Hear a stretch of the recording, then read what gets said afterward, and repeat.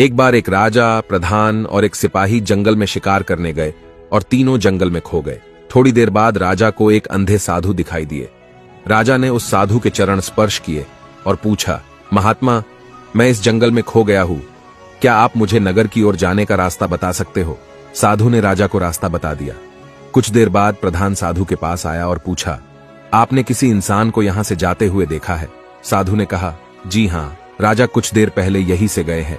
और प्रधान भी उसे रास्ते से चला गया। थोड़ी देर बाद सिपाही भी उस बूढ़े साधु के पास पहुंचा और पूछा, अरे ओ बाबा जी, कोई यहां आया था क्या? साधु ने कहा, हां, अभी थोड़ी देर पहले राजा और प्रधान यहीं से गए हैं।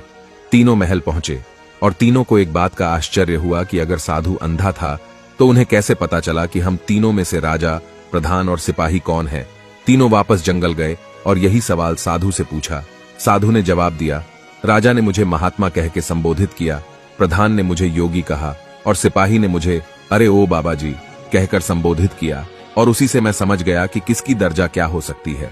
मोरल, देखो, किसी भी इंसान के संस्कार और गुण से ही पता चलता है कि वो क्या और कौन है और कहां तक जाएगा।